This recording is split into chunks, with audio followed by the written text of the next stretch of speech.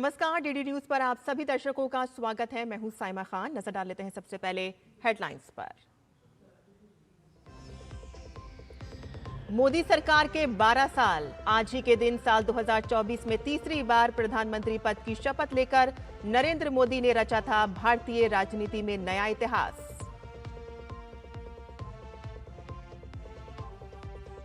आज जुड़ेगा देश के सीमा प्रबंधन के डिजिटल रूपांतरण में नया अध्याय।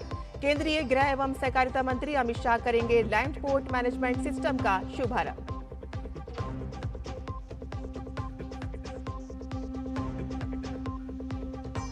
अमेरिका फेडरल जज ने H-1B वीजा पर लगने वाले $1 लाख की फीस को किया रद्द। अपने फैसले में जज ने कहा कि डोनाल्ड ट्रंप को फीस लगाने का हक नहीं, ये गैर कानूनी।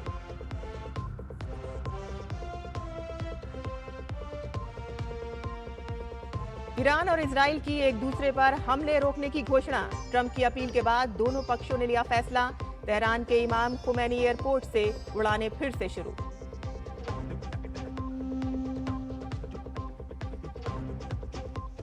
और भारत ने अफगानिस्तान को न्यू चंडीगढ़ टेस्ट में पारी और 300 रन से हराया। दर्ज की टेस्ट क्रिकेट में अपनी सबसे बड़ी जीत।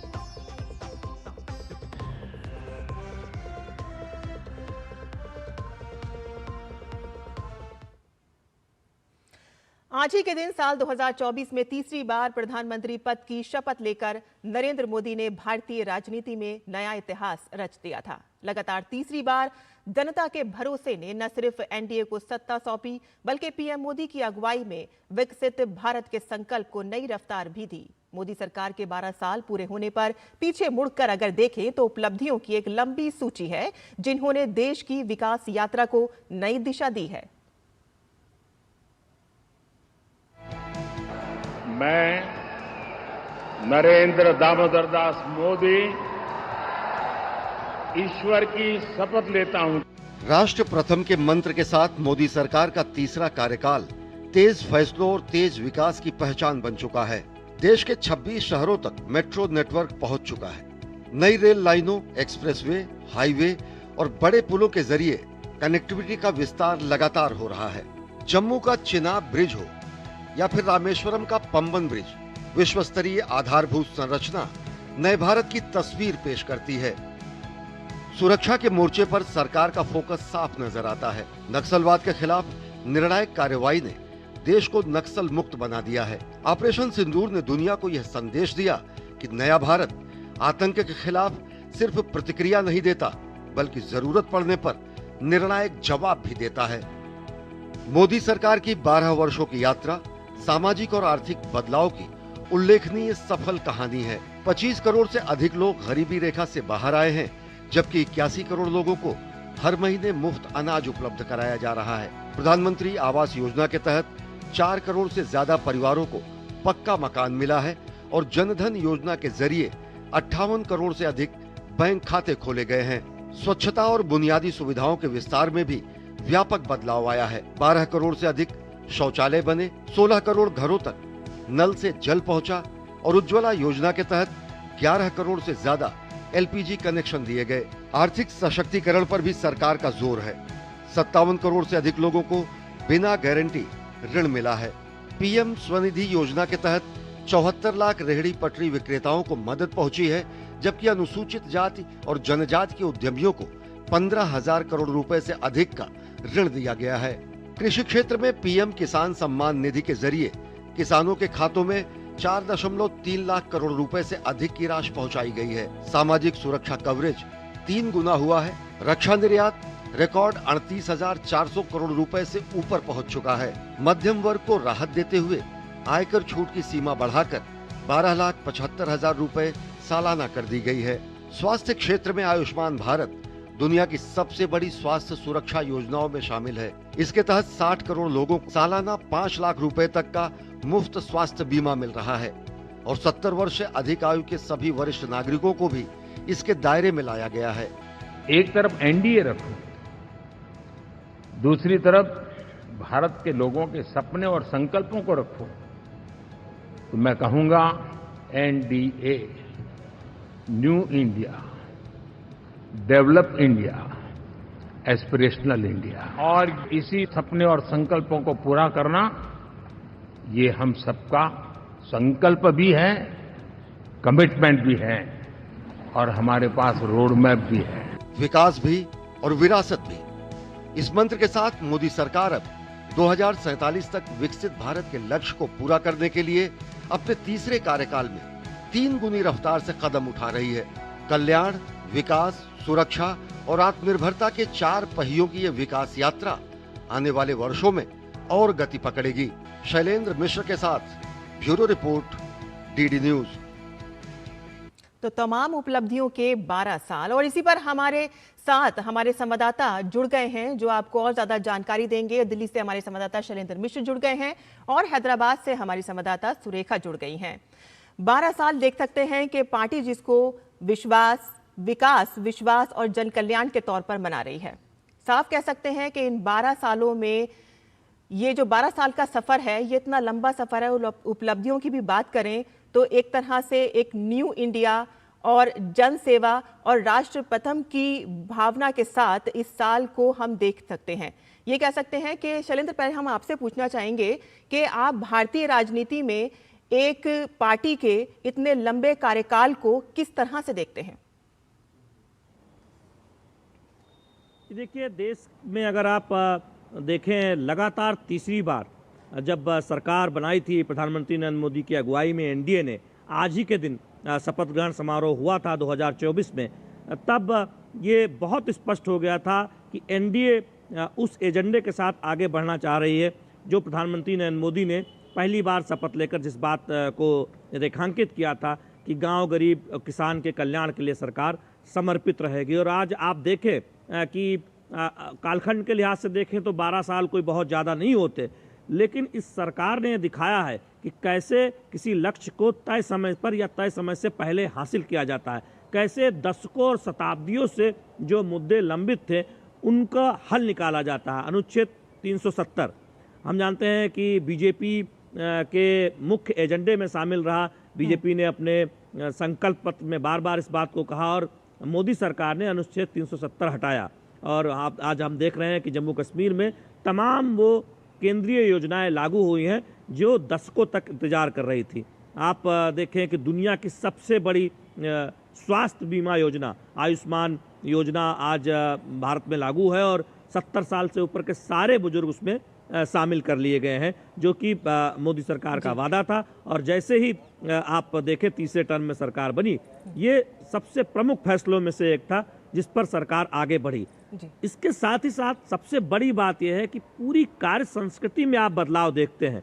एक तय सुनियोजित योजना के तहत जब कोई काम शुरू किया जाता है उसका टारगेट सामने रखा जाता है और हमने देखा है कि वो समय से पहले पूरा होता है। तो ये पूरा गवर्नेंस मॉडल प्रधानमंत्री नरेंद्र मोदी की अगुवाई में बदला है, जिसमें लेट लेती की कोई जगह नहीं, जिसमें देखा गया कि योजनाएं समय पर पूरी हो रही हैं या नहीं हो रही हैं, इसका भी ध्यान रखा गया। हैदराबाद से हमारे साथ हमारी संवाददाता सुरेखा भी जुड़ी हुई हैं। सुरेखा जी, जिस तरह से हम कहें कि न्यू इंडिया का एक नारा दिया गया जिसमें नया भारत और डेवलप भारत और इसके साथ ही एस्पिरेशनल भारत का नारा प्रधानमंत्री ने दिया और एक आत्मनिर्भर भारत की जो एक नारा उन्होंने दिया, जिस तरह से आत्मनिर्भर भारत को लेकर वो आगे बढ़े, उसको आप किस तरह से डिफाइन करेंगी? जी देखिए, जब हम बात करते हैं आत्मनिर्भर भारत की और विकास की, तो मैं ये जरूर कहना चाहूंगी कि हम यहाँ पर कह सकते हैं कि उत्तर से लेकर दक्षिण तक, पूरब से लेकर पश्चिम तक, हर कोने तक पहुंचा है विकास। और जब हम बात तेलंगाना की करते हैं तो देखिए यहाँ पर हम बात कर रहे हैं उस राज्य की जहाँ पर एनडीए की सरकार नहीं है, लेकिन उसके बावजूद अगर मैं बताऊं कि कौन से वो बड़े उपलब्धियां हैं या फिर वो कौन से बड़े प्रोजेक्ट्स हैं जो तेलंगाना तक जो पहुंची है, जिनमें से हम कह सकते हैं कि जो रेलवे के 50,000 करोड़ से ज्यादा जो है रेलवे के लिए यहाँ पर आवंटित किए गए, जिसमें जो है बहुत ही कह सकते हैं कि तेजी से काम हो रहा है, रेलवे ट्रैक्स बन रहे हैं और यहाँ तक कि काजीपेट का जो काम हो रहा है वो भी कह सकते हैं कि बहुत बड़ा प्रोजेक्ट है। और साथ ही में रामगुंडम फर्टिलाइजर प्लांट की जब हम बात करते हैं उसके रिवाइवल की हम बात करते हैं, इसके अलावा नेशनल हाईवेज की हम बात करते हैं। नया राज्य बना है तो जाहिर तौर पर यहाँ पर कनेक्टिविटी होनी चाहिए, उसको लेकर भी जो है बहुत ज्यादा उस पर काम किया जा रहा है। उसके अलावा जब हम बात करते हैं एजुकेशन की, हम बात कर रहे हैं विकास की, तो जाहिर तौर पर शिक्षा एक कह सकते हैं कि सबसे महत्वपूर्ण स्थान लेता है। और वहां पर भी अगर हम बात करते हैं तो ट्राइबल यूनिवर्सिटी जो बनाई है उसको लेकर भी हमें बात करनी होगी कि सम्मक्का सारक्का जो ट्राइबल यूनिवर्सिटी बनाई गई है उसको लेकर भी बहुत ही ज्यादा लोगों के अंदर भी जो है बहुत ज्यादा दिलचस्पी भी रही और ज्यादा जरूरत भी दिखी। तो ऐसी यूनिवर्सिटीज जो है वो भी सामने आई। जब हम बात करते हैं विकास और विरासत की भी, तो विरासत की जब हम बात करते हैं, हैदराबाद का चार मीनार आपको पता है, गोलकुंडा पता है, इन सारी चीजों को भी किस तरीके से संजो कर रखना चाहिए, ये हमारी विरासत है, इस पर भी तवज्जो दिया जा रहा है। तो इस तरीके से कह सकते हैं कि राज्य सरकार कौन सी है उससे ज्यादा, उससे परे होकर जो है काम किया जा रहा है और हर घर तक जो है किसी न किसी तरीके से कनेक्टिविटी की बात हो, चाहे हर घर में बात हो, और चाहे गरीबों को के लिए योजनाएं बनाने की बात हो। शैलेंद्र, हम आपसे जानना चाहेंगे कि जो 4 बड़े स्तंभ हैं जिसमें किसानों का, महिलाओं का और नौजवानों का खास ध्यान रखा गया और उनके लिए बड़ी बड़ी योजनाएं लाई गई। सुरेखा कोऑपरेटिव फेडरलिज्म की बात कर रही थी। टीम इंडिया की बात प्रधानमंत्री नरेंद्र मोदी की अगुवाई में सरकार करती है, जहां राज्यों के साथ मिलकर आगे बढ़ना है। आप देखें दक्षिण भारत में कितना, अगर आप तुलना करें यूपीए सरकार के मुकाबले, तो प्रधानमंत्री नरेंद्र मोदी की अगुवाई में एनडीए सरकार ने ज़्यादा पैसा दिया, ज़्यादा फंड दिया है, चाहे वो तमिलनाडु हो या फिर तेलंगाना हो या बाकी राज्यों की बात करें, आंध्र प्रदेश हो या फिर अगर हम कर्नाटक की बात करें। तो ये एक बहुत महत्वपूर्ण बात है। किसानों के लिए प्रधानमंत्री किसान सम्मान निधि शुरू की गई, जिसमें 6,000 रुपये सालाना दिए जाते हैं। आज आप देश भर में देखें तो 4,30,000 करोड़ रुपए से ज़्यादा किसानों के खाते में सीधे दिए जा चुके हैं।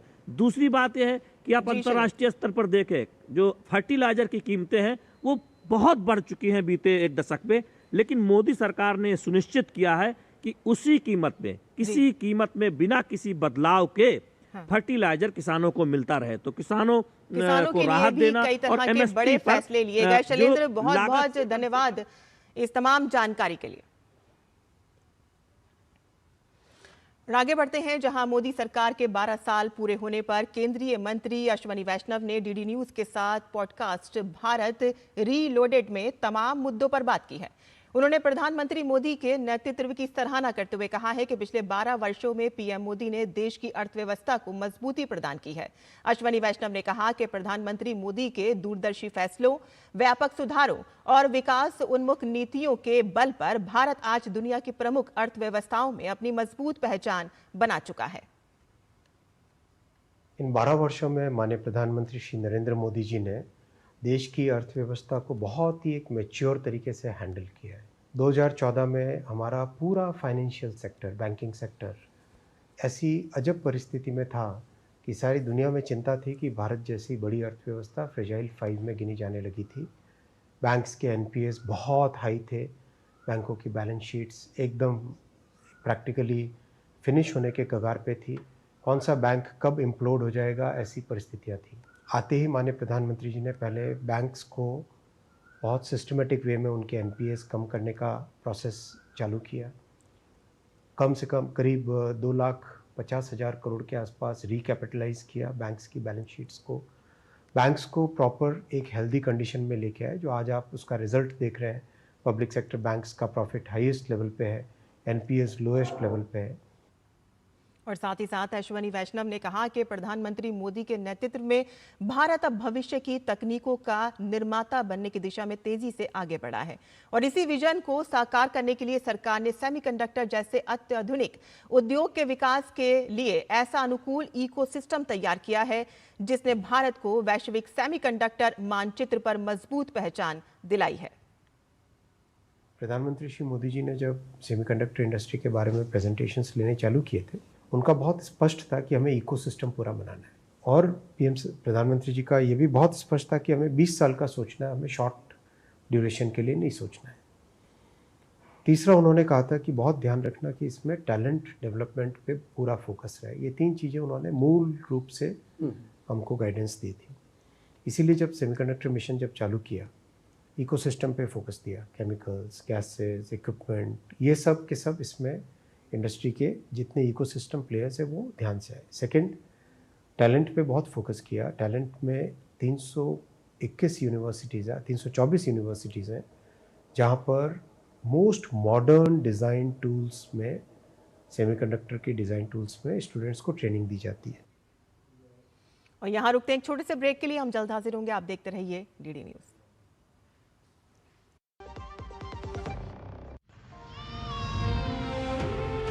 मम्मी, आपको भी बचपन में ब्रिज से जाना पसंद था?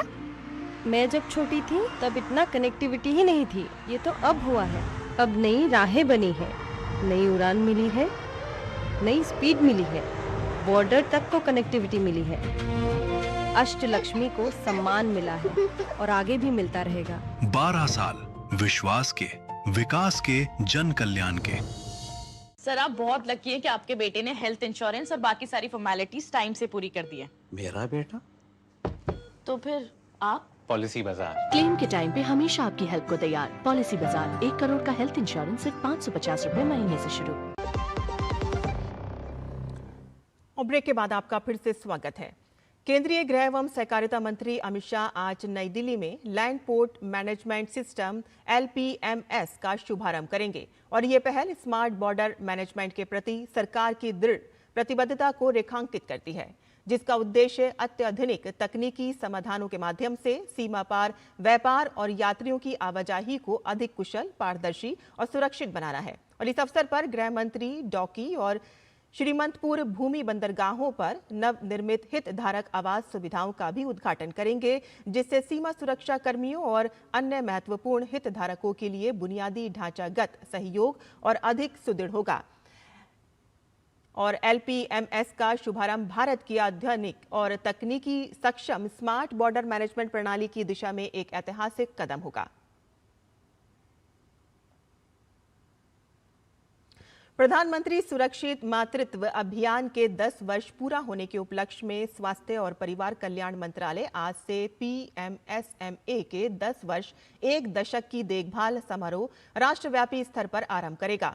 ये प्रधानमंत्री सुरक्षित मातृत्व अभियान के सफल कार्यान्वयन के 1 दशक को चिन्हित करता है। भारत की प्रमुख पहलों में से एक इस अभियान का उद्देश्य सुरक्षित गर्भ अवस्था और स्वस्थ मातृत्व सुनिश्चित करना है। केंद्रीय स्वास्थ्य और परिवार कल्याण मंत्री जगत प्रकाश नड्डा समारोह की अध्यक्षता करेंगे।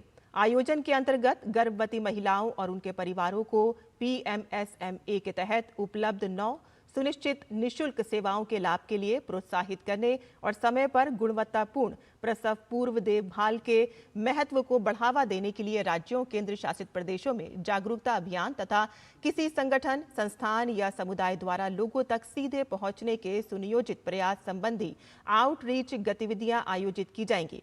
और इस अभियान के तहत देश भर में सुरक्षित मातृत्व को बढ़ावा देने और मातृ स्वास्थ्य सेवाओं को बेहतर बनाने में इस योजना के 1 दशक की सेवा को प्रदर्शित करने के लिए केंद्रीय स्वास्थ्य और परिवार कल्याण मंत्री 75 रुपए का विशेष स्मारक सिक्का और एक 5 रुपए मूल्य का डाक टिकट जारी करेंगे।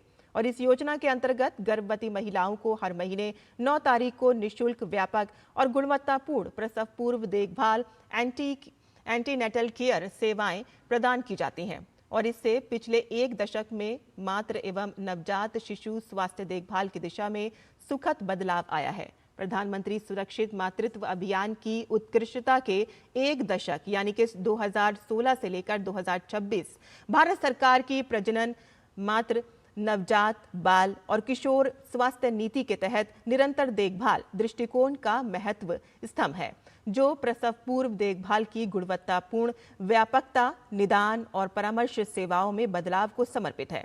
और इससे करोड़ों परिवार लाभान्वित हुए हैं और देश में मातृ मृत्यु दर में भी उल्लेखनीय कमी आई है। भारत इस साल ब्रिक्स की अध्यक्षता कर रहा है और इसी क्रम में मध्य प्रदेश के इंदौर शहर में ब्रिक्स कृषि मंत्रियों की एक महत्वपूर्ण बैठक आयोजित की जा रही है।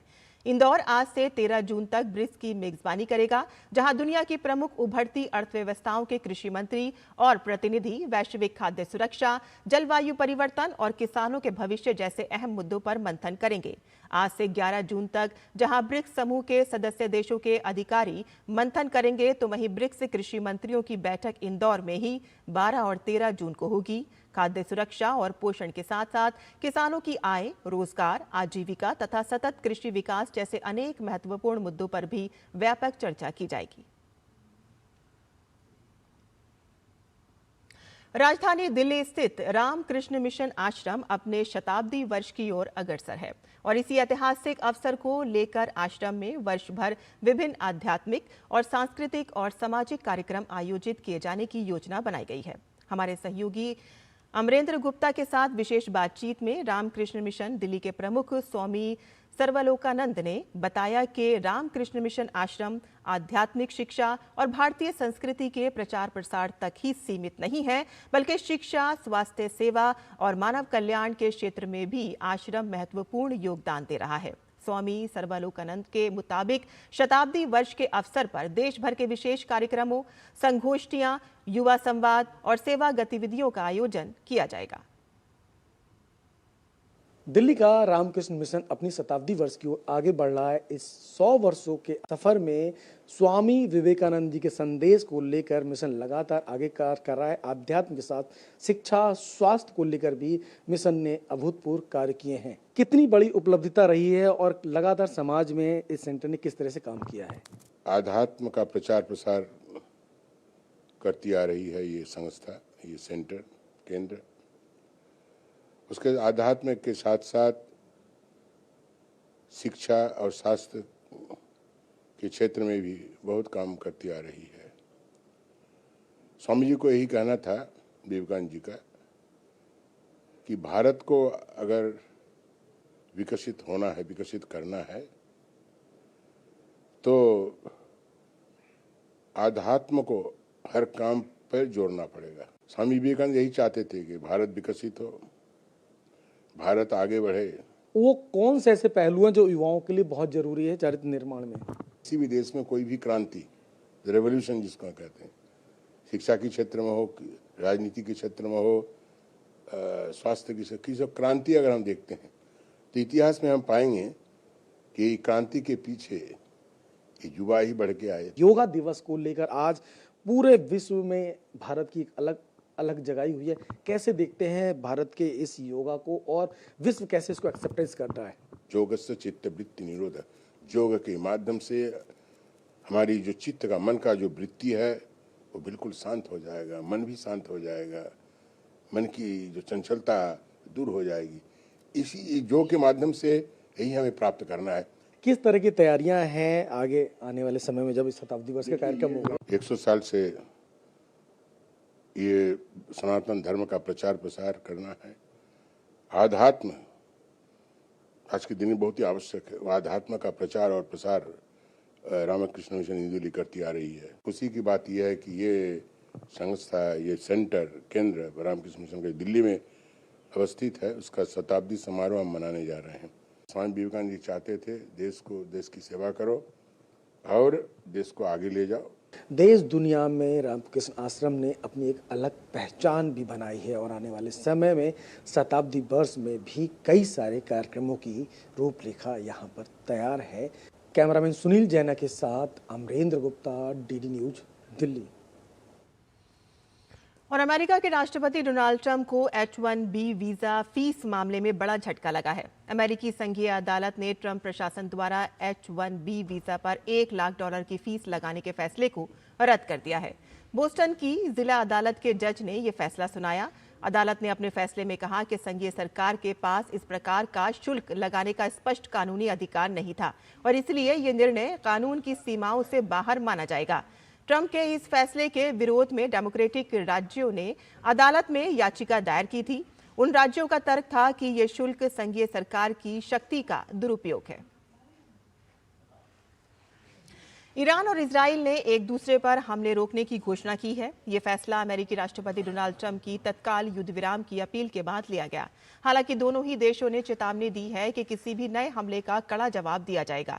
रविवार रात ईरान ने इजराइल पर मिसाइल हमला किया था और जिसे उसने लेबनान में हिजबुल्लाह के ठिकानों पर इजरायली हमलों का जवाब बताया था और इसके बाद इजराइल ने ईरान के एक पेट्रोकेमिकल संयंत्र को निशाना बनाया। ईरान ने भी इजराइल के हाइफा शहर में जवाबी कार्रवाई करने का दावा किया था। इजराइल के प्रधानमंत्री बेंजामिन नेतन्याहू ने कहा कि उनका देश फिलहाल गोलीबारी रोक रहा है। हालांकि ईरान और लेबनान गुट हिजबुल्लाह के खिलाफ लड़ाई खत्म नहीं हुई है। और खेल की खबरों में भारत ने अफगानिस्तान के खिलाफ न्यू चंडीगढ़ में खेले गए एकमात्र टेस्ट को पारी और 300 रन से जीत लिया। भारत की पहली पारी के स्कोर 8 विकेट पर 564 के जवाब में अफगानिस्तान की टीम पहली पारी में 152 पर आउट हो गई और उसे फॉलो ऑन खेलना पड़ा और इसके बाद टीम अपनी दूसरी पारी में भी 112 रन पर सिमट गई और भारत ने तीसरे दिन ही मैच अपने नाम कर लिया। इस मैच में डेब्यू करने वाले भारतीय स्पिनर मानव सुथार ने शानदार प्रदर्शन करते हुए कुल 7 विकेट हासिल किए। वहीं भारतीय महिला क्रिकेट टीम ने T20 विश्व कप से पहले आयोजित अभ्यास मैच में वेस्टइंडीज को 26 रन से हरा दिया। भारतीय टीम ने पहले बल्लेबाजी करते हुए 20 ओवर में 8 विकेट पर 179 रन बनाए और टीम के लिए भारती फुलमाली ने सर्वाधिक 56 रन की नाबाद पारी खेली और जवाब में वेस्टइंडीज की टीम 20 ओवर में 8 विकेट पर 153 रन ही बना सकी। भारत की ओर से राधा यादव ने 3 और श्रेयांका पाटिल ने 4 विकेटें हासिल की। और इसी के साथ ही हमारा ये बुलेटिन यहीं खत्म होता है। आगे आप देख सकते हैं नया सवेरा। मुझे अनुमति दें। नमस्कार।